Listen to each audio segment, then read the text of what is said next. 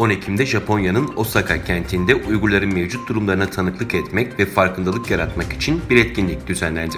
Parlamento üyesi Bay Moriyama ve Japonya Uygur Derneği tarafından organize edilen etkinliğe Japonya Temsilciler Meclisi üyesi Nagago Takashi, 12 yerel milletvekili ve komşu şehirlerin belediye başkanları katıldı. Japonya'daki Dünya Uygur Kongresi temsilcisi ve Japonya Uygur Derneği Onursal Başkanı İlhan Mahmut, Japonya'daki ilk tanıklık oturumunun çok etkili olduğunu belirtti.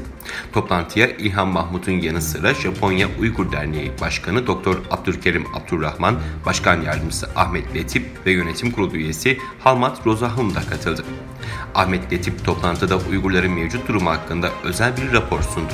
Toplantıda ayrıca Osaka'da yaşayan 6 Uygur, Doğu Türkistan'daki ebeveynleri ve akrabaları da dahil olmak üzere bölgede yaşayan yaklaşık 100 kişiye tanıklık etti.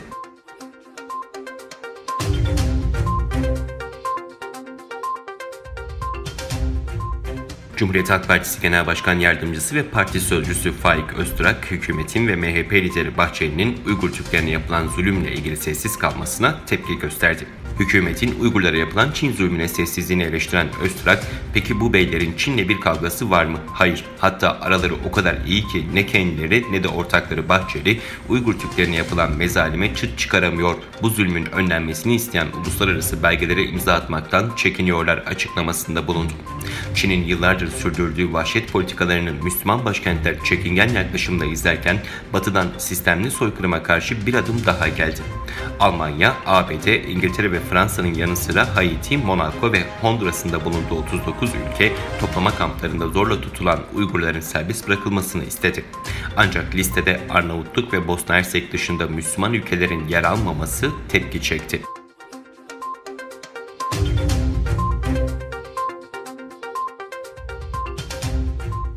Çin, Tayvan'a casusluk yapan çok sayıda kişiyi yakaladığını ve casusluk faaliyetlerini çökerttiğini bildirdi. Çin Devlet Televizyonu'nda ve diğer yayın kuruluşlarında dün çıkan haberlerde Tayvan için casusluk yapan çok sayıda zanlının gözaltına alındığı bilgisi paylaşıldı.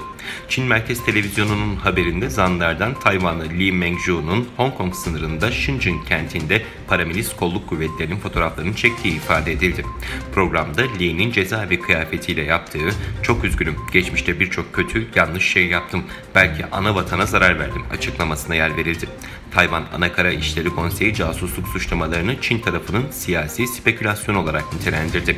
Konsey ayrıca programda Li'nin konuşturulduğu bölümü hukuka aykırı olduğu gerekçesiyle eleştirdi.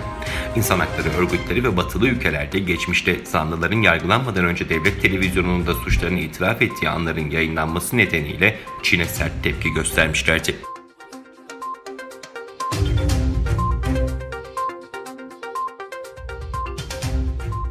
Koronavirüsün başlangıç yeri olarak bilinen Çin'de bir şehirde daha test kararı alındı. Çin'in Qingdao şehrinde bir hastaneyle bağlantılı 9 yeni tip koronavirüs vakasına rastlandı.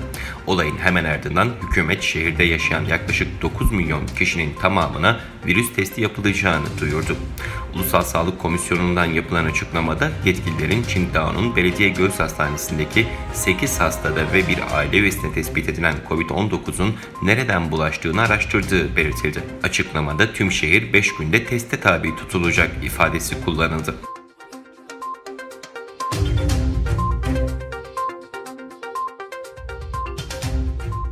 Birleşmiş Milletler olağanüstü hava olayları ve doğal afetlerde son 20 yılda hızlı bir artış gözlendiğini ve 4,2 milyar kişiyi etkileyen bu afetlerin küresel ekonomide yaklaşık 3 trilyon dolar kayba neden olduğunu bildirdi. Birleşmiş Milletler'in Uluslararası Afet Risklerinin Azaltılması Günü dolayısıyla yayınladığı raporuna göre 2000 ve 2019 yılları arasında 7348 büyük afet yaşandı.